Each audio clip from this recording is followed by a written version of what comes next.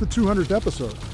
I can't believe we've gotten this far. It's been a lot of fun. It's been a long journey, and this is a special one because this is one of those landmark moments. You might hate me now for pushing you and challenging all your beliefs, but you're going to thank me later because it'll all be worth it. Man, this has been so awesome. Humor is the only place that truth can live nowadays. There's a lot of lessons in that. I kind of assumed that you were post 9/11, but you actually chose to join pre 9/11. So what was your impetus to really want to go hard and be one of the elite of the elites? It wasn't anything altruistic or patriotic or anything because it was pre 9/11, so there was no war going on. We weren't really fighting anybody. We've been at peace for decades. It's kind of like you're building a credit score with yourself, and the more that you do that, the more confidence you build in yourself, and that's also what builds self-confidence. Is you know your capabilities, you know your ability to do these things, and also too, it's like now I'm the type of guy like I do what I say I'm going to do. Now, I don't say I'm going to do a lot of things, you know what I mean? I'm not saying I'm going to go run 100 miles or whatever because I don't want to do that. But if I say I'm going to do it, like, I do it. This is Spartan! Welcome back to Spartan Leadership. I'm your host, Josh Kosnick, and this is the podcast for leadership, impact, and inspiration. And today, I got my good buddy, Ryan Williams, virtual from the sunny state of California, but let me give him a proper introduction for you guys. Ryan Williams, former Navy SEAL, turned entrepreneur, known for his relentless drive and adaptability. After serving as the longest tenured BUDS and SQT instructor, he transitioned into business, applying his military-honed resilience to entrepreneurship. As the founder and CEO of Industry ThreadWorks and Archive Fulfillment Solutions, Ryan has built companies that provide apparel manufacturing and logistics solutions. His journey from high school dropout to elite warrior to business leader is a testament to the power of discipline, perseverance, and calculated risk-taking in both combat and commerce. Ryan, welcome to the show, brother. Thanks, man. It sounds really cool when you say it like that. Yeah, right? It is really cool, though.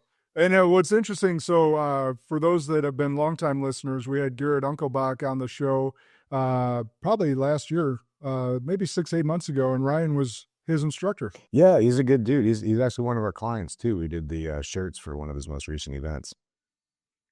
He's awesome, and he's doing big things in Dallas, leading a great ministry. Mm-hmm. Yeah, it's really cool. It's really cool to see him do that. So you got any stories about Garrett you want to throw him under the bus for? No, man, he's a good dude. Like he's one of those dudes that he does what he says he's going to do, which you would think would be like a given, but I've been disappointed so many times, even within our own community of SEALs. There's so many dudes that just like, they say one thing and then they do another and they can't be counted on. But it's nice to know there's still guys out there like Garrett that do exactly what they say they're going to do. Yeah. And that's a hallmark of business right there. Reliability, trustworthiness is right up there at the top of the best traits that you can have in business. I mean, take that to the professional field of football. Like one of the most things people will say on, and I'm sure it was the same way on the teams, is you got to be available. Yeah. So for the football field, you got to be not injured. You got to be available. Yeah. Longevity and durability counts for a lot. And yeah, man, in the SEAL community, or maybe even more so in the entrepreneur community, you're right, dude. You got to be reliable. Like, cause if not, like you can't be relied on to pay your bills. Like your work gets around, nobody wants to work with you. It can have a crushing impact on your business with like the smallest thing. So yeah, I think it's very important. So everybody, we're going to start with the SEAL background, and then we're going to move into entrepreneurship and leadership because Ryan's got a lot to give. But I actually didn't know this fact about you. I kind of assumed that you were post 9/11, but you actually chose to join pre 9/11. So what was your impetus to really want to go hard and be one of the elite of the elites? Yeah, man, to be honest, it wasn't anything like altruistic or patriotic or anything, because it was pre 9/11, so there was no war going on. We weren't really fighting anybody. We'd been at peace for decades. I just really I bounced around a lot. I went to 5 different high schools in 3 different states. Didn't graduate any of them. Went and messed around with I was a lift operator at Mammoth for a year, and then I moved out to Havasu to try to get on the circuit for pro freestyle jet skiing for a year. None of it worked out. And I was 19 because I dropped out at 17. So I was 19. I'm like, dude, what am I doing with my life? Like, who am I as a person, as a man? Like, where do I fit into society? And, just that's a really good time in a man's life where you got to figure out what you're about, So that was a time for me. And I was like, okay, what am I doing with my life? And so I searched on the internet, and the internet in 1996 is like way different than it is now, obviously. I still remember the noises of it dialing up. Yeah, absolutely. It's a different experience. So at the time I was just Googling like, what's the hardest thing you can do? And it just told me basically either you can climb Mount Everest or you can become a Navy SEAL. It's like, well, I don't have 50 grand to climb Mount Everest, so I might try this Navy SEAL thing out. So I researched it and read a lot of books, got as much information as I could, and just got totally enamored with the idea of it.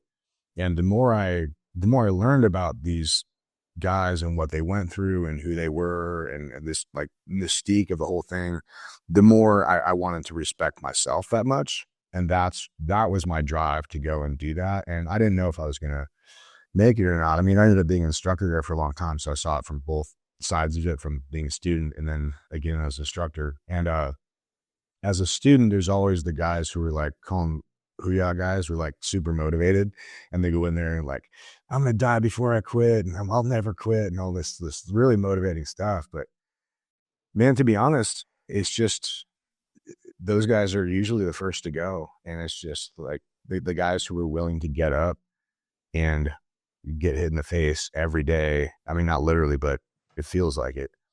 Just get up, to get hit in the face every day and keep going are the ones that make it. And I do think there's a lot of parallels with entrepreneurship as well, because here's the thing most people don't realize about Navy SEAL training is that most people off the street can go and do a day of BUDS. And BUDS is basic underwater demolition / SEAL training. So SEAL training basically.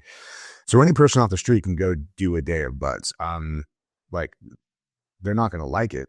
It's going to suck. They're really not going to have a good time, but they're not going to die.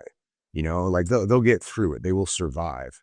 The problem is, or the real crux of it, the hard part is getting up the next day and doing it again, and getting up the next day and doing it again and again and again. When you know that it's just this monumental suck fest every day, and it's just a terrible experience every day, and choosing to go through that every morning. And that's really what gets guys. The funny thing is, when I was an instructor, I found this out later, but most people don't quit like during the evolution, because every little thing that we do is called an evolution. So you do like, rock portage where you're carrying the boats over your head would be like an evolution, or, the O course would be an evolution. And they all suck. But most guys, like, they don't want to quit on their crew. So they'll make the decision to quit, but they finish out the evolution. And then when things get quiet or we go to chow, then you get warm a little bit and you get a little bit comfortable. And then you have to go back into the suck. You have to go back into the water after you're comfortable. That's where guys are like, nah, I'm done. I'm gonna stay here. I'm gonna finish my sandwich. I'm gonna stay warm, Or a lot of times people would quit in the morning too, because they're just like, dude, I don't want to get up and do this. I'm gonna sleep in and ring the bell and whatever. And I think there's a lot of parallels to entrepreneurship there, because that's been my journey in 18 years of entrepreneurship. Is like every day is a fight, and you get up and you have to choose this, and this is just part of it. And I used to think that I was a bad entrepreneur because I had all these things are going wrong and there's problems. And like, oh my God, how did I not see this? Because, everything in the rearview mirror is always so obvious. And I used to think, man, I'm just like, am I doing this wrong? Like, I must be terrible at this. There's so many problems here. And then I realized that that's just how it is, like it's just hard. And I personally feel that entrepreneurship, like being successful in entrepreneurship is harder than becoming a Navy SEAL. There's no roadmap. Like, nobody's telling you what to do. You never know if you're doing the right or the wrong thing until like months later. And you're constantly discovering new things and new ways that you didn't know that you had failed on. And then you got to figure out how to turn that into a win. And there's no safety net. I think in a lot of ways it's significantly harder. Hey Spartans, we'll get right back to the episode, but I want to take a moment to tell you about Spartan Valor Foundation, our mission-driven initiative to support veterans, military families, and survivors of human trafficking. Every day, 17 veterans take their own lives, and over 17,000 children are trafficked in the U.S. annually. These numbers aren't just statistics, they're a call to action. Spartan Valor Foundation exists to fight for those who fought for us and to rescue those who cannot fight for themselves. We're raising $1 million by Veterans Day 2025, and we need your help. Our goal is simple: 100 ambassadors recruiting 100 people to donate $100 each. Every dollar we raise is split equally among 4 incredible organizations: Talon's Reach Foundation, Caleb House, the Headstrong Project, and the Boot Campaign, all working to restore purpose, healing, and hope to those who need it most. This is more than a fundraiser, it's a movement. You can donate, become an ambassador, or simply help us spread the word. Visit SpartanValorFoundation.org to join the mission. Now, back to the episode. Yeah, I haven't been through SEAL training, but I can attest to everything that you said about entrepreneurship. Now, what I love asking people that made it through BUDS, what was your mindset that allowed you to make it? Like, what did you cling to? Was it team? Was it something personal drive? What was it that you cling to in those hardest moments?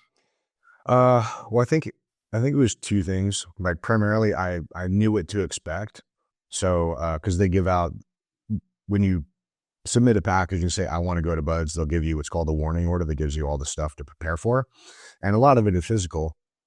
So that's great, because then you have a little prep list of things you can prep for, which is like running, swimming, pull-ups, all the normal stuff that you'd expect. And so I did that a lot, and I got, not good at it, but enough to where I could like survive what I was supposed to be doing at BUDS. So I came in fairly prepared for the physical part of it. But the mental part of it is a real challenge. And they say BUDS is 90% mental and 10% physical, which sounds weird when you're, when you haven't gone through it, because it's so hard looking, and it is very difficult. But what I found later on, as an instructor, is that the physical pain is just a tool that we use to access who the person is inside, right? Like, who are they, the character? Because the great thing about BUDS, the genius thing about it, is that no matter what your biggest fear is, whether it's, sharks or burning alive, or whatever your biggest fear is, they make you so cold that your biggest fear turns into being cold. And then they make you face that fear over and over and over again. So you just get used to this like stress inoculation of just dealing with stuff. And it for better or worse, the program works. It really does work very well. But the first part of that, to answer the question, it was just prep. I just prepped a lot. I knew what I was getting into, and I prepped, and I went into it with the mentality of, not this hoo-yah guy, but it's like, hey, here's what I'm willing to give to the program. And I'm just hoping that what I'm willing to give to the program is slightly above what the program is going to ask of me. And it ended up, there is a certain amount of luck to it as well. I just got lucky in certain aspects, and made it through and wasn't injured. But that was the first portion of it. The second portion of it, as far as like the motivation, like the daily motivation, I found that I had a different reason for every day. Because if you look at the totality of like something like going through BUDS or building a business of scale or something like this, like it's a lot of work. It's a lot of volume. So in those cases, it makes sense, obviously, to break it down, to chunking it out into time frames, especially when it's something miserable that you don't want, that really sucks to do. Yeah. So what we would do is we take you take down, like BUDS is basically 6 months. It's broken down into 3 phases. So you have first phase, and you have pre-Hell Week, and then post-Hell Week, and then Hell Week in the middle, which is, pretty well known as like a standard level of suck. And so it was good to get into that. I lost my train of thought. I got sidetracked on my own thing there. You're going on your mental, on your day-to-day stuff. Like, yeah, it was something different every day. Thank you. Yeah. So chunking it down by time. So I chunked it down to like just days. So I had one reason for Monday and Tuesday, Wednesday, Thursday, Friday. And Friday was the easiest day because you just got to make it through, and then you got the weekend to recover. So Friday was for me, because I'm like, okay, that's, it's easy. I'm the easiest person to fail, right? So I chose the hardest thing that I didn't want to fail for Mondays. So my one of my good friends growing up, his dad was my dad wasn't around when I was a kid. So his dad basically was like my dad, and then he died at a young age before I went in. So I used him, his name was Peter. So I used that as my mind was like, I can't quit on Peter, you know? So man, as hard as it got, I'm like, dude, I can't quit on Peter. And then Tuesday was for, I forget what it was. It might've been my girlfriend at the time or something, which is a terrible mistake. Like, thank God it didn't work out, but you have to have something, you know? And it worked for whatever reason it worked. So I had something for Tuesday, and then something for Wednesday, Thursday, and the Friday was for me. But I did find that helping chunk out those difficult pieces into easier bite-sized times. And then sometimes too, you could chunk out a day even further down to, you know, muster, and then running to chow, and then the first evolution, and then the second evolution. So, and then you can break that down by minutes. So sometimes you go, oh my God, this is going to be another 45 minutes. That's a lot. Well, you know, sometimes you just got to break it down. I got to last one more minute. I got to last, and then what's over, you're like, I got to last one more minute. And you just keep telling yourself one more until it's over.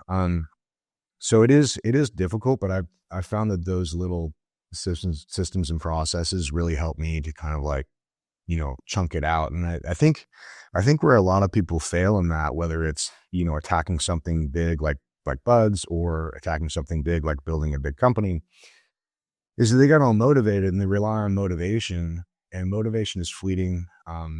It's not reliable. It's not there for you when you need it the most. It's there for you when it's convenient, and you're all warm and cozy. You're like, man, I'm going to do all this stuff. And you're saying you're going to do all this stuff, but like, who are you really when you don't want to do it? And that's the real test. And I think if you can put yourself in a position where you can get yourself used to that, it's like building a muscle, right? Like, it's just repetition.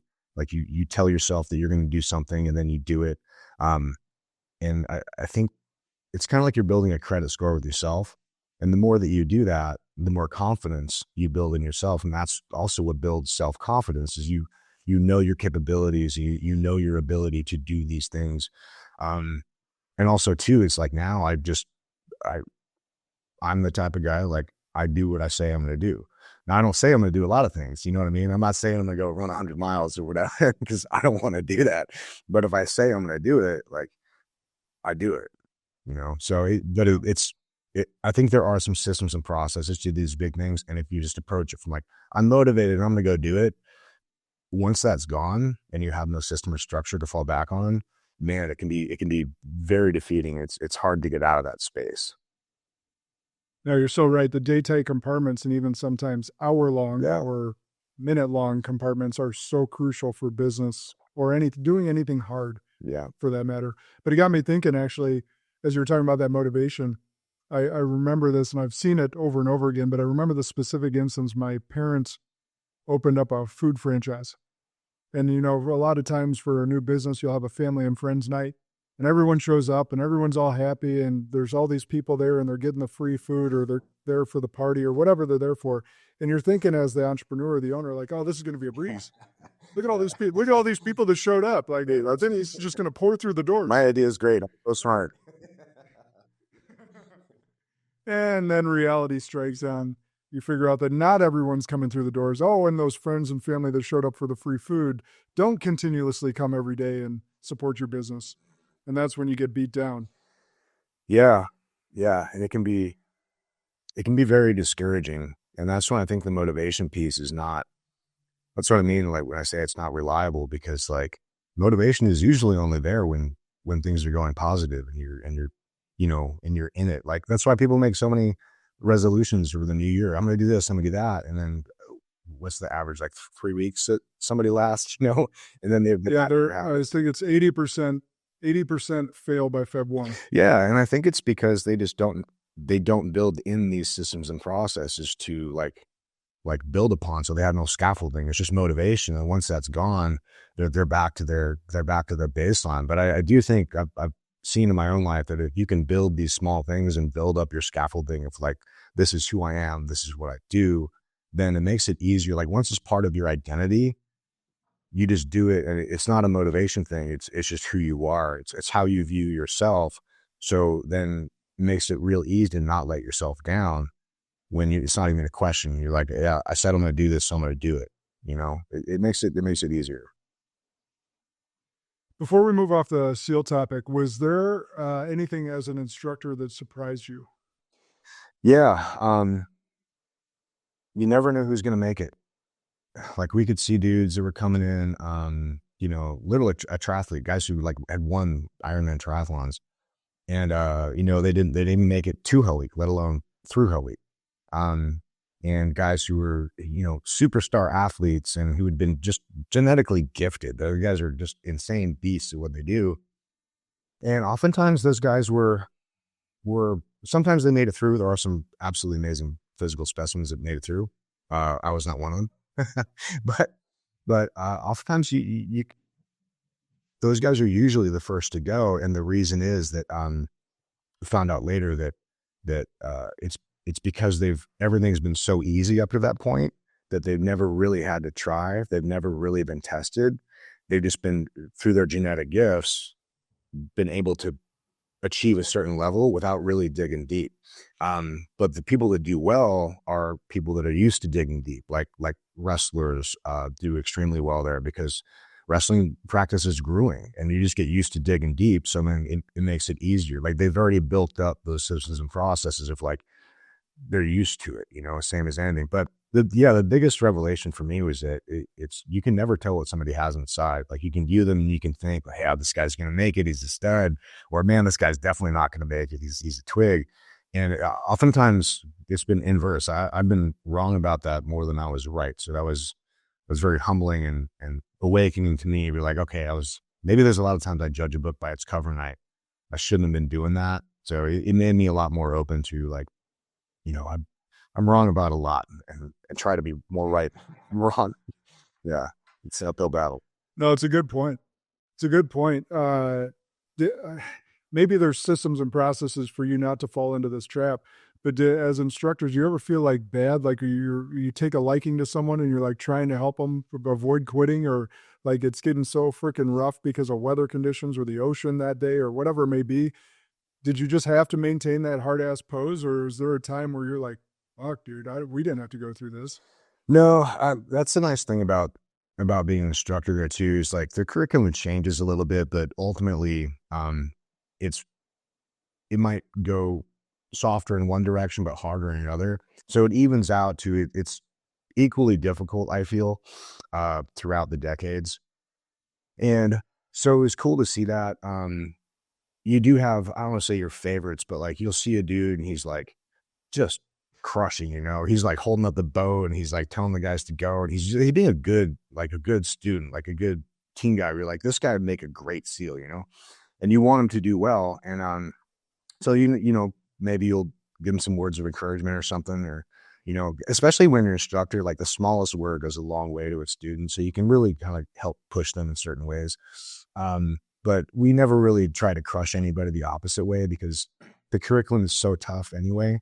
And also too, as an instructor, you let the system work. And if the dude's meant to make it, you're like, okay, he's going to make it. You know what I mean? And then maybe there's something that I didn't see in this guy that the curriculum will bring out, and then he's going to be a great team guy. So yeah, it was a lot of internal conversations, but you never want to inflect your personal like opinion on it, unless there are some times where like there's some like integrity stuff, or like the dude's like stealing somebody else's gear, or they're lying about something, and you're like, nah, we got to get this guy out. And there's ways to get him out if you want. But for the most part, I think as an instructor, we just let the curriculum work, and because we're out a lot of respect for the curriculum. That's awesome. It actually, so when I own the financial firm, we're recruiting advisors. They're going to come in and build their own business, and zero money offer. Like it's all commission world. You're going to build your business. We're going to give you all the tools to succeed. But at the end of the day, if you don't do the work, you're not going to make it. Yep. And as you were talking about, you had a lot of wrong opinions. I had a lot of wrong opinions as well on who I thought was going to make it, because they came in with this resume and, these accolades, and they seemed like they had the right stuff because they interviewed well. And a lot of times it was just the quiet killer that maybe not interviewed as well, maybe didn't have the pedigree, but put in the work and just stuck it out. Yeah, it's exactly the same thing. And that's what I mean. I think there's a lot of parallels with like going through something extremely difficult and like the military aspect like that, whether it's, Green Berets or Rangers or pararescue, whatever it is.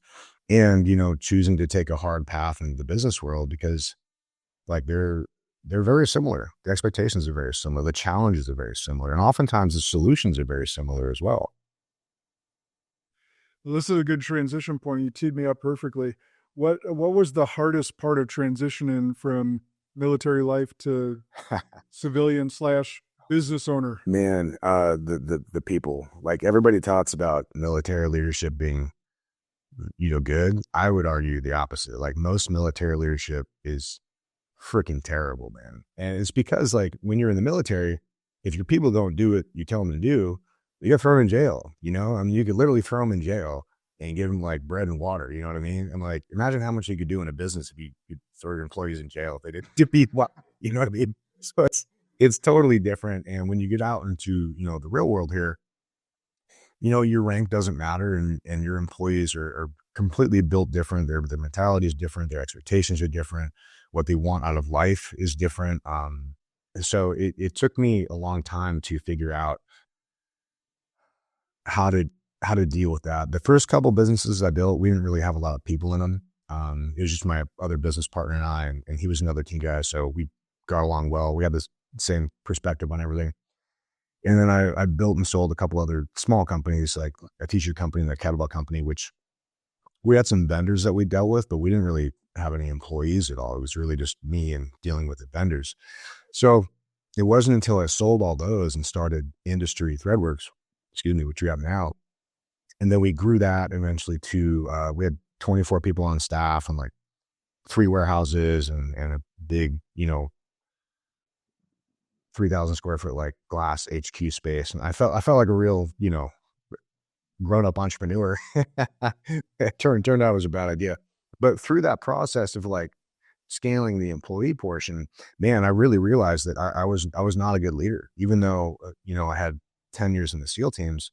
I had no civilian leadership like skills at all. And in fact, the way I was used to operating was a detriment to getting these people to have buy-in and to getting them motivated, to getting them to come to work and be happy and productive. So I had to really take a hard look at like who I was, who I wanted to be and who I needed to become in order to build what I wanted to build. And it required a complete teardown and revamp of what I thought leadership was. And through that process, like Jocko was really good about that. I learned a lot from this podcast and stuff. But through that process, because empathy was never a strong suit of mine. So I went too empathetic and I went the opposite way. And I was like, nah, just hire good people and I'll get out of the way. I don't want to micromanage. I'll just be super nice.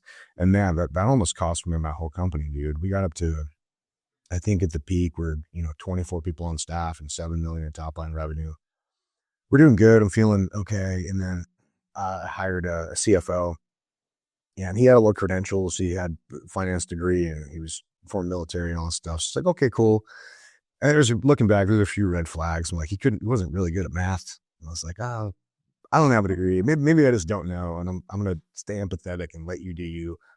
But when we were expanding, I relied too much on that. I was too far off the reins. So I was always like, hey, do we have money to hire these people for marketing? Do we have money to commit to this lease extension? Do we have money for all this stuff? And his answer was always like, oh, let me check. Yeah, we can do it. Bro, it turned out we could not do any of it. By the time we opened the hood and looked at what was going on, we were losing $20,000 to $30,000 a month. We're about $500,000 in debt. I owed one of our vendors, a good friend of mine, I owed him over 300 grand. And we had like 30 grand in the bank. We had operating capital expenses for like, our operating capital per month was $400,000 to $800,000. And we have 30 grand in the bank. I'm like, I am completely screwed. I don't know how this happened, but it's happened because I let off the reins too much. I swung too far the other way, was too empathetic, didn't check on anything. And then it almost cost me the whole company. We ended up figuring it out and writing it. And, it's a lot better and we're profitable now and everything's good. But dude, that was the worst 4 days of entrepreneurship in 18 years. When we knew what the problem was, but before we knew how to fix it, it was like 4 days. Wow, dude, that was like, I was up 4:30 in the morning staring at the ceiling. I'm like, dude, I'm a terrible husband. I'm a terrible entrepreneur. Like, how did I not see this? How did I get us in this position? I was just like tearing myself apart and it's joking up thinking about it, but not because it's so bad, because of what my wife said. So she rolled over and she's like, babe, you still up? I'm like, honey, dude, I don't know how I screwed this up so bad. I don't know what we're going to do to get out of it. And she just like looked at me. She's like, yeah, babe, I don't know either, but I know we're going to figure it out. I was like, ooh, holy shit. I married the right person.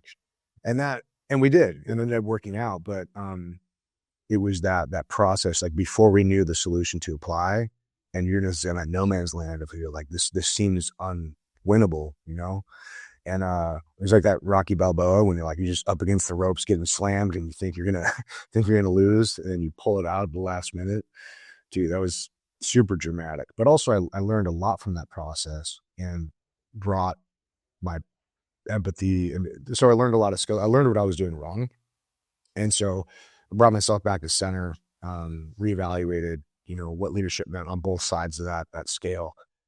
And the biggest lesson I learned from that was that a tiger can only change its stripes so much before it's not a tiger anymore. And the reason I've been able to grow and build was because I was pretty aggressive and I was sharp and I was on edge and I was doing stuff. Now that's good when you're a single operator, but you have to tone that down to deal with like a crew and a staff and everything, because not everybody operates the same way. But you can't dull it so much that you're not effective anymore. So I had to figure out what that balance was, and also to change the crew, because a lot of the people that we brought on when I was too empathetic were like, didn't fit our culture at all. We talked from pronouns in their emails and stuff. And a lot of our clients are military brands. Like, it's not going to fly. So we had to revamp the culture of the company altogether. But it really was a wild pendulum swing of leadership style, and kind of figuring out how I needed to navigate that. And now I think, like, it's not that I'm good at it now. I'm just, way less shitty at it than I was, thankfully. And that's the whole goal. But man, there's so much you dropped in there, and the pendulum tends to always overswing. But that first instant where you realized that you were a shitty leader, and you're using your words, what was there a moment that you were like, looked around and you were just like, oh man, this is on me? Oh yeah. Well, I was in charge of everything. Like, I was the CEO at the time. And it was, I'm the one who made the decision. You know what I mean? Like, yeah, that guy screwed up, but guess who hired him? Me. Guess who didn't check any of his stuff? Yeah. Me. So it's like, and the thing that I think people don't realize about blame is that as soon as you blame somebody else for your problems, you give up all possibility, you give up all power over the problem, and you give up all possibility of solving the problem. Because if the problem isn't yours, it's somebody else's, then how can you solve it, right?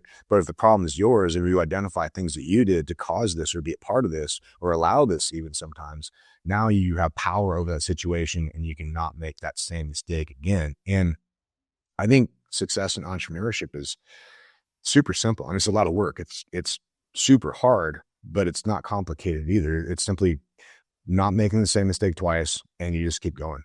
That's it. And over a long enough timeline, if you do that, the only outcome is success. It's just a lot of work, man. It's tough. It's tough to get up every day and know that you're going to get punched in the face, and just getting up and choosing to do that anyway. Yeah, it's 100% right. When I sit down with a leadership team for the first time, so the whole C-suite might be there, and I tell them, hey, good news. Everything that's going well in your world is because of you. I got some bad news though too. Everything that's not going well, all the issues you got going on right now, it's because of you. Yeah, exactly right. And it's owning those, like you said, not giving away your power, and then also being able to get those issues documented, talk about them as a leadership team, and solve them at the root cause so that they don't ever come back. Like you said, make the mistake once, never again. Yeah, and it's important to have, grace and empathy too. But I think, like, my wife she had a really good example of this. So we had, after we scaled back down, and we had a much smaller staff. I think we had 8 people on the time. And one of our people had made a mistake. They just miscalculated something and made a mistake that ended up costing us $6,000. And she's very, very good at her job. She just made one mistake. And she was super worried about getting fired. She came into Disney's office because Disney was the CEO at the time after me. And she came in there. She's like, "Oh my God, I'm so sorry. I screwed up. Like, please don't fire me." And Disney's like, "Fire you? Why would I fire you? I just spent $6,000 teaching you not to do this." Because that's the thing. If you fire somebody for that, then it's more likely the next person coming on board is going to make the same mistake. And so now you are making the same mistake by not empowering your people to learn from their own mistakes. So there's a lot of that. A lot of nuanced little things, and I don't know. People are the hardest part about business for sure. Though. But what I found is that most business, the business parts of itself, it's mainly just math, and you can find the mechanics of it and cost of goods and marketing and profit. It makes sense, it's very logical and intuitive, but man, the people portion of it is not intuitive. Sometimes it's not even logical, and it makes sense to, like, from my perspective, a lot of things that some of our employees choose to do or choose not to do. Back in the day, I was like, I don't understand this at all, and now it's less confusing to me now than it was before. But still, it still is kind of black box of, like, a lot of psychology goes into it. Like, what does this person want? How do we define success for this person? What does that look like to them? And how can I deliver them success within our company? Is that a raise? Is that more time off? Is that more autonomy? Is it a title? Like, what do they view success? And how can I give that to them to keep them moving forward within our organization? Yeah, that's so good. And you mentioned something earlier about CFO I didn't want to miss. By the way, being in the financial industry for 20 years, not all of us are good at math. So, and I wouldn't say I'm not great at math. I let the program do that. I'm good at reading numbers. And so that's when anyone's going to look for a financial person, and before you ever give them a CFO title, there has to be some interviewing and process around, are they visionary with numbers? Because a great CFO isn't a good bookkeeper. They're not just a good bookkeeper. They're a bookkeeper that can handle the ARs and the AC and all that different stuff. And if they're going to be a CFO, they got to be somewhat visionary, because they got to look at those numbers and be able to answer the questions that you asked. They got to kind of see around the corner. Like, okay, based on our trends, we've got numbers over the last 5 years that January does this, that February does this, that March does this. And basically, if we do just what we did, the average over the last 5 years, this, okay, now we can make that higher in April. Or if we're going to have a new product launch, do we have enough backing in the bank to be able to do that? Do we need to leverage a loan? They got to be able to see around the corner, not just be good at tracking the numbers. Yeah, I wrote that down. Visionary with numbers. That's a great way to put it. That's exactly right. And when I say there was some red flags, I'm like, this guy, like, we were trying to track our projections for the year. So we're like, okay, we're doing like 5.5 million, and we think we can do 7. What does that look like? And he just thought, because our normal year looks like, like most years like this, we do most of our business in Q4. But he was lining it out. He's like, okay, well, 7 million is however many, $100,000 per month. So we'll start in January and it goes flat. I'm like, that's not how this works, man. And which is fine. He's like, not everybody gets it, but I had to spend 10 minutes explaining it to him. I'm like, man, that really should have been a red flag. I really should have paid attention to that. They got to understand seasonality. Yeah. It's like that in every industry. It's like that in every industry. I don't care if you're in the apparel industry like you or in the finance industry. Like, I knew January and February were typically bad months for financial advisors running the firm. We knew that. So then I ran a contest March and April to kickstart things, knowing that January, February, the months just aren't that great. So we'll kickstart a contest come in March and April to get everyone going for the year. But we got to budget those numbers based on if we need a new hire. Well, January, February is probably not the time to do it. Mm-hmm. March, April, though, now we can do it. Yeah. Seasonality. Exactly. Got to be a visionary with the numbers. That's a good way to put it, man. I like it. So, man, when I look at the apparel world, I think of that as being like and I've exposed to a lot of industries, and you could correct me if I'm wrong, but I think of that as being like one of the hardest industries to break into and sustain in. What's been the hardest thing in your mind, or what you faced outside of these people issues with the apparel world? Well, when I started my first clothing brand in 2007, it looked very different. And in most ways, actually, it's the opposite. So, like a clothing brand starting then, it was much harder to start. But once you got going, it was easier to scale because there weren't as many competitors around, and you could do the normal path. There's a path laid out to usually brick and mortar locations. You get buyers, you do this. So there's traditional apparel path. And then e-com came around, and then things got different. But an apparel brand now is the opposite. It's so easy to start an apparel brand. Like I could walk somebody starting through one from top to having product ready to go in a half hour. It's so easy. The problem is everybody has an apparel brand. So now it's so easy to start that it's way harder to scale because it's so hard to get escape velocity beyond the chaff of like everybody's small brands. So it's really difficult. I mean, there's 3 ways to do it. But essentially it comes down to, you either got to have it comes down to attention and eyeballs, basically. There's 3 ways to do that. You got to have somebody who has an influencer, or like somebody who already has a lot of eyeballs on them, and people that care about their product, right? So like Kim Kardashian wouldn't probably sell a lot of, industry t-shirts, right? But she can sell a lot of makeup products. So the product has to match their audience area. The other piece of it is you can have a community, like say it's a big car community, or it's a massive Facebook group or something like that. But a lot of community that likes this certain thing, you can create a product around that thing, or put it on a t-shirt.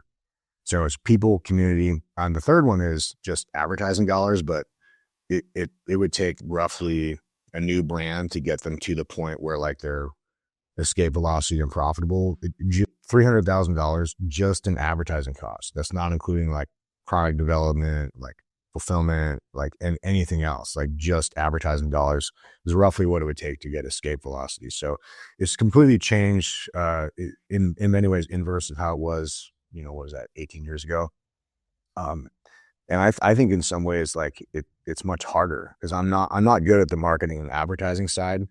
I much prefer like the systems and processes, which is what we do now, where we help other people like figure out what their sizing ratio is. I calculate their purchase order, how much of what they need to do, like look at what they're selling and figure out, okay, here's what you need to order according to your lead time and your product so that your product lands before you run out of stock.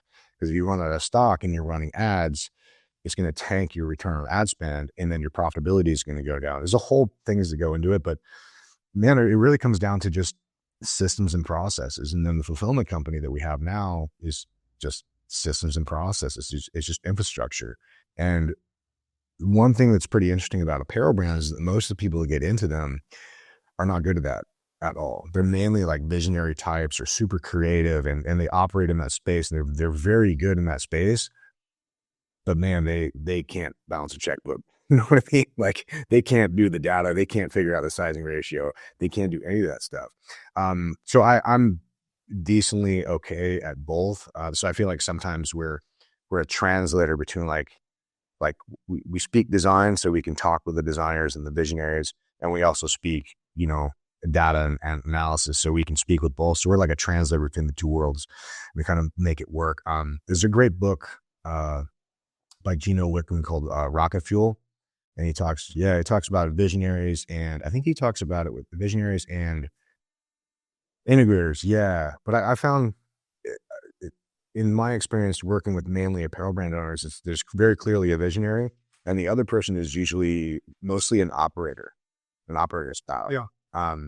And it's very rare that we see a business or an apparel brand get to scale without those two personality types. Usually it's not one person. Sometimes it's very rare that it is, but usually it's two personality types. Well, here's why it's rare. So there's less than 1% of the population that can do the V and the I. And then there's less than 7% that's a true integrator, and about 11% that are true visionaries. Yeah. And so your perfect match is, I give this example often to leadership teams like Steve Jobs, Steve Wozniak, why Apple took off. why it didn't take off the first time is Jobs was trying to play both roles, and that's why everyone called him an asshole as a leader, because he was trying to operate outside of his element. He's a true visionary. He's not an integrator. And so Wozniak takes that role when Jobs comes back, and they formed the Batman Robin that took Apple to the stratosphere. Yeah, that we know it is today. I totally agree. I've seen that play out in my own relationship too, because Disney is my wife's name is Disney. She was the first employee with industry, and then she became the COO. She's actually really good at operations. Just naturally, she just is really good at that. And I can do both, but I'm not really that great at either of them. But what we found is that she was way better than me at operations. So I was like, okay, we'll make you COO. And then that begat further conversations like, man, that freed me up to go spend more time on like the visionary side of things and the creative side. And the further I got into that, the more I realized like I was leaving this gap on the operation side, and she was just filling it. She's like way better than me at that. So I'm like, okay, well, you're probably better off in the CEO role. So now she's made her the CEO about 3 years ago, and she's crushing in that role. She's super good in that role. And that allowed me to move fully into like I won't say visionary, but like more on the creative side, moving big picture pieces around on the board. And I still own it. So like technically, even though she's the CEO, I'm the one that's making like the big picture decisions, but operationally she runs a show, and that's been fantastic for us. I mean, we're able to navigate some really rough seas the last couple of years because like, I look at it as like, this might not apply to everybody, but I do think that as an entrepreneur, who you marry is it's the most important business decision you'll ever make, because it's that partnership. And like, I'm good at a couple things, but I'm really bad at a lot of other things. And Disney is really good at some other things too. But what she's bad at is the things that I'm good at. So the package that we can bring together to the business is pretty effective, because we're both decently good at a core number of things, and then we can hire out for these other pieces. But together as a package, it's been really powerful. No, it's awesome.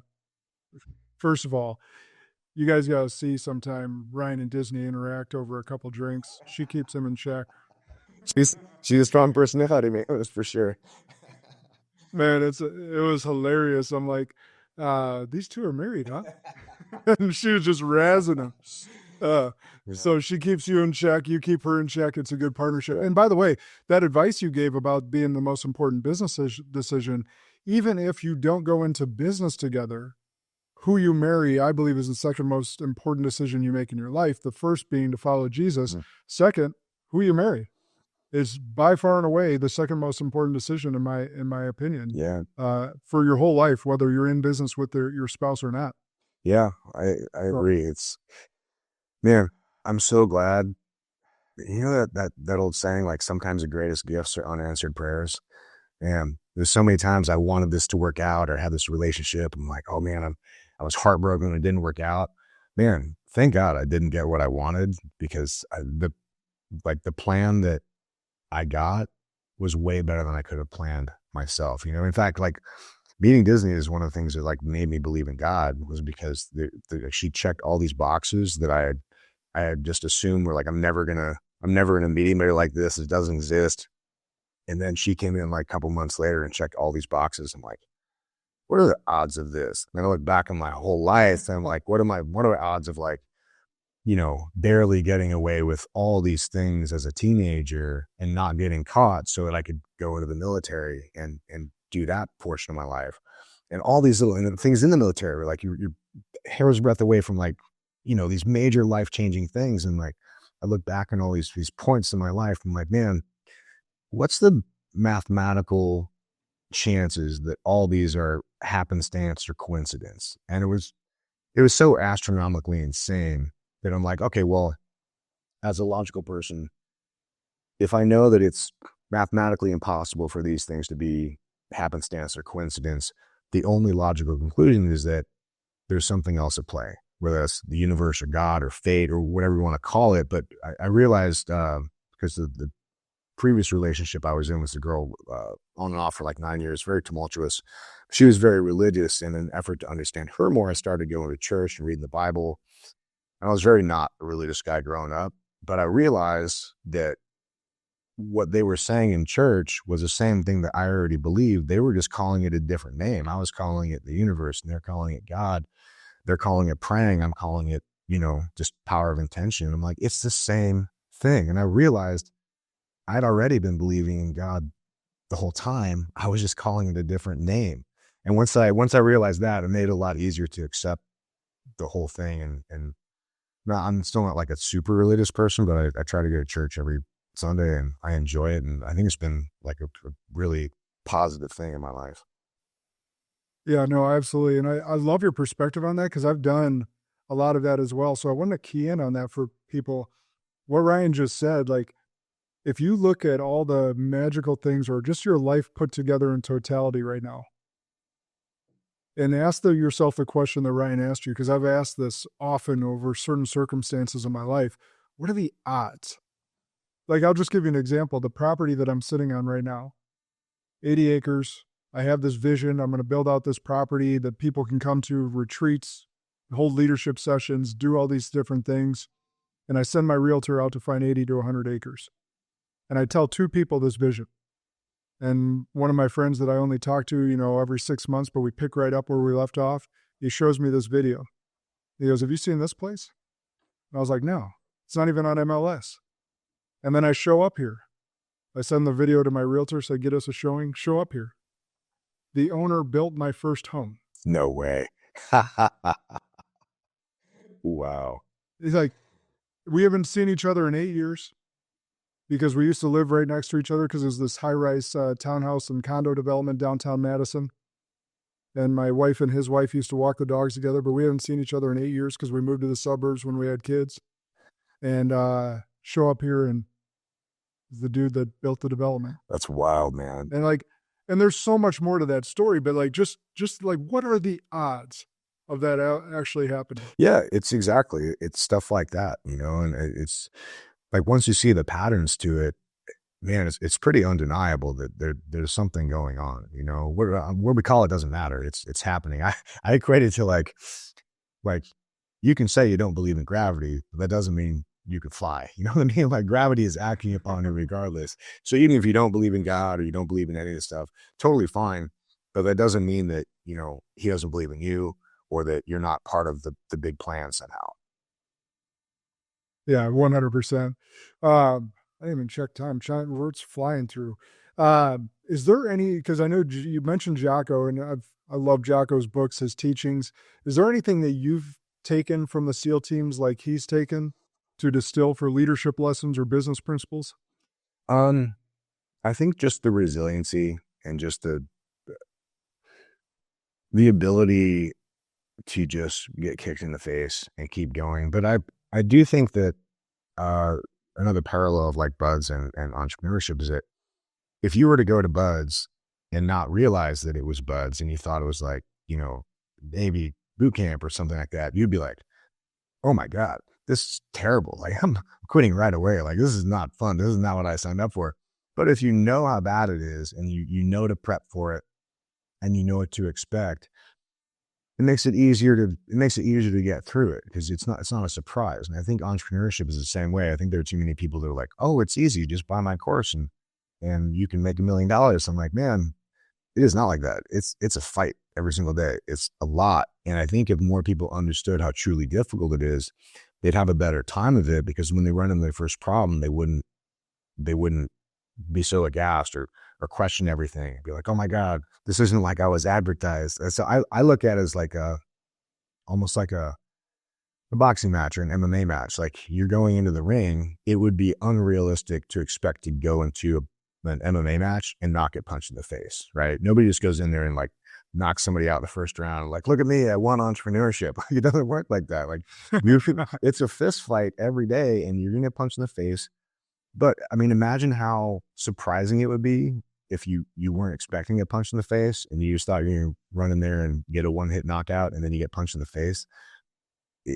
It's very discouraging, and it changes your perspective. But also too, I remember the first fist fight I got in the first street fight.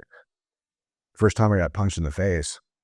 And it was a very freeing feeling because I realized I've been so worried about getting punched in the face, and this guy socked me and like broke my nose and everything. But I was like, you know what? I'm fine. Like I'm not made of glass. Like I'll be fine. And I went on to win that fight. And I realized, like, dude, it's a freeing feeling when you go through adversity or you're punched in the face, figuratively or literally, and realize that you're stronger than you think you are. And you're like, okay, it gives you a sense of personal power. And I find that's very useful and motivating to move forward on, you know. But I think as far as entrepreneurship, I think more people would enjoy it and find success in it if they understood going into it how truly hard it is, and had that realistic expectation rolling into it. Yeah, 100%. It's interesting you bring up that first fight. The worst punch I've ever taken was the first punch. Yeah, and I lived. I took a right hook square to the ear, and getting hit in the ear hurts more than any time I've been punched in the face. Oh, man. But we're both still standing here, Yeah. so you keep walking. Yeah, you just keep going, man. Try not to make the same mistake and keep going. That's it. I like to ask this question sometimes. What's something you're passionate about you don't get to talk often about? Ooh.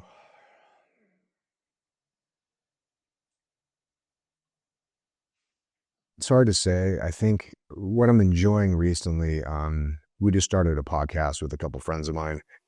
And it's not really, they're military guys, but it's not about military, but it's about the non-hero stories. It's about the near misses. It's about the times we screwed up. It's about the time that we partied too hard and almost like had some, all the things you do as a young man that you're like, oh man, maybe we shouldn't do that anymore.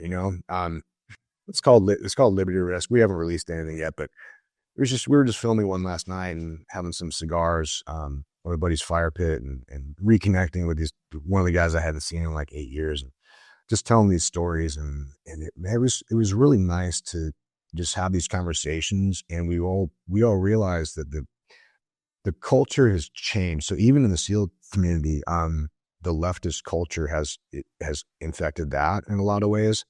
So I realized that through these conversations, we're reinforcing kind of like the old school, we call it frogman culture. There's a difference between like a Navy SEAL and a frogman in our eyes, in our community, right? Like just because you wear a trident doesn't mean you're a frogman, right? A frogman is like kind of an old school traditional value. It's kind of like that old joke, like what do you call the person who graduates last at medical school? Doctor. So it's kind of like that. And I realized through the conversation last night that, man, it was so fun, and we just got to reconnect with everybody. And I realized that I think there's a way that we can affect change on the culture and drive that culture to a more positive place where it's not so cannibalistic, where it's the right amount of empathy, the right amount of like, tough love will also support. I think there's some conversations in there that would be really good to get out. And I'm really enjoying that right now. I don't know where it's going to go, but I think that's my next thing that I'm really enjoying, like being a part of. Yeah, that's awesome. I mean, the whole reason I started this podcast was legacy. It wasn't about marketing and ensure that there's those elements to that, but I wanted my kids to have my voice. At that time, I was in the financial industry like I paid death claims to people. I delivered checks to widows and like young ages too, young ages to old ages. And so I was very aware and still am very aware of my mortality. And I wanted my kids to have my voice. So when my marketing guy brought me the idea of the podcast, I was like, yeah, I get all your reasons, but here's why I'm going to do it. Yeah. And so for you to carry on those stories and talk about what values you guys hold true and think should be important in culture, I think can be part of your legacy as well. Yeah, I'm excited about it. I don't know where it's going to go, but I feel like I'm on the right path. Like things line up, and like there's certain challenges that are unavoidable, but like when you're kind of feel like you're guided, like something drops out and something opens up. You're like, okay, I'm probably meant to take this path. That's kind of what's been happening with it. So it makes me confident that I'm on the right path, and just gotta trust God and the universe, and keep pushing, keep going, not making the same mistakes I made before, and yeah, keep moving forward, man. See what's No, that's awesome. That is awesome. And for those that don't have the opportunity or pleasure to be friends with SEALs, like there's true teams guys, right? And when Ryan talks about the teams, like that's what I appreciate about the community as a whole. I know there's some cannibalistic stuff that happens with guys that tell stories they shouldn't and Yeah. take credit for things they shouldn't, when it's always a team effort. And when I hear someone say teams, like I know they're a teams guy and they're not saying I'm on this team and I killed this person. Like I know who I'm talking to now based on how they present themselves as a former frogman. Mm-hmm. No, I agree. It's funny, like the parallels we talk about. One of the things when Disney's doing her interviews with new hires they bring on now, one of the things we learned is that when they're taught, we ask them a question, the answer isn't important. What she's looking for is a healthy statement of I and we statements. So if it's the candidate's like too much I, we're like, they're probably not going to be a team player. But it's like, hey, we did this, we accomplished this, we. We're like, okay, this person might be a good fit. It's these small little things, these small little parallels. And I think if you're just like powering through stuff, like you miss the nuance of it, and there's so much knowledge in the small nuances. So much. And actually there's great questions that you can dive into. The we is such a great example, but I love going into, tell me about a situation where you got in conflict with either a previous cohort, like a team member of yours, or your boss, and how that went. And what I'm looking for is, do they take any responsibility, or do they put all the blame on the other person? Yep. Exactly. Because what I'm trying to weed out is any narcissism in any organization that I have. Mm-hmm. And if you find one of the number one traits of narcissists is they cannot see any fault of their own. Yeah, I know the type. Most logical brain people like you and I can go, okay, yeah, I could see how I had 1% to do with that, or even 40% to do with that. Mm-hmm. Whatever, we can see some fault or role that we played in that dynamic. A narcissist can't. So anytime you can design interview questions around, tell me about this previous conflict, tell me about your previous boss, tell me about and you're looking for, do they take any ownership in the parts that they play to them not being there anymore? Yeah, I mean, I totally agree. That's exactly it. That says so much about it. It's such a powerful little tiny thing, but man, it tells you so much. So much. All right, man, I got one last question I ask everyone, and this could be on anyone or anything that you've spoken to so far, or just whatever comes to your heart. But what's an unpopular belief that you hold to be true you think most others disagree with? Unpopular belief. Man, I probably got a lot of them. I think this may or may not be unpopular. I don't know, but I think there's a difference between what's right and what's legal, and what's wrong and what's illegal. And sometimes in order to do the right thing, you have to break laws, or you should break laws. And that's not to say, you need to go out and do random stuff. I think most of the time laws are aligned with what's right and what's moral. But sometimes you run across situations where they're not. And in those cases, I think it's helpful to be able to right the wrongs that you feel are necessary righting, whether that's, physically or emotionally, or with a move in the business or whatever it is. But I think too often people get caught in this thing, especially now with the phones. You're like, I'm going to record you doing I'm going to call the cops. I'm like, well, okay, maybe it's worth it sometimes, but that's basically it. There's sometimes a difference between what's right and what's legal, and what's wrong and what's illegal. You got to make up your own. You got to follow your own moral compass. This isn't. I actually very much agree with you. The Daniel Penny situation out in New York is a very Exactly. classical one. Exactly. That's a clear situation. But what came to mind for me is if you guys aren't following Ryan and Industry Threadworks yet, you need to. And the way he claps back on stupid people on the internet is actually something to behold. I keep meaning to make all those I got to make them a sticky on there because dude, they're so funny. Like, because people love to talk smack, especially on like paid ads. So I love to just get in there. It's always the same people talking smack too. The people I'm like, man, it's really brave of you to talk smack when you look like that, dude. All the people that are talking this, that might be you.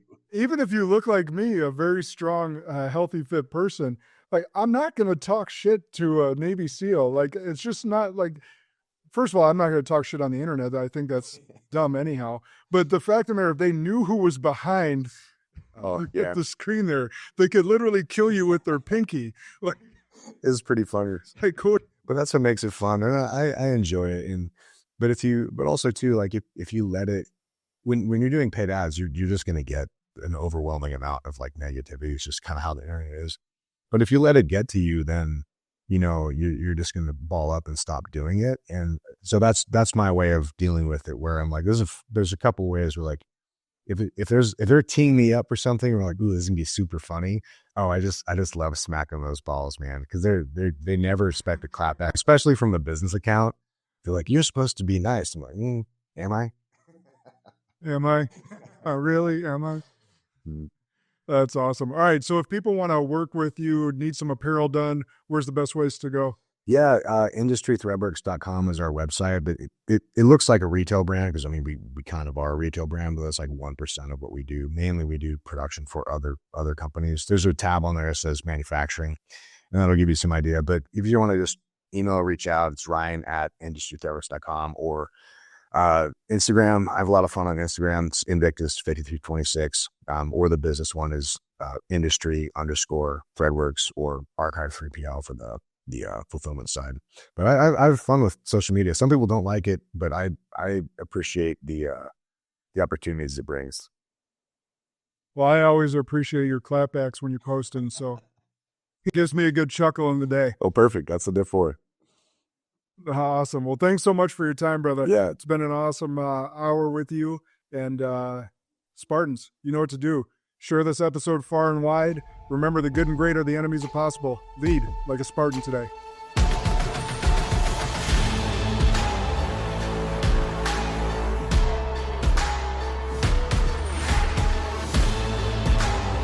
This is Sparta!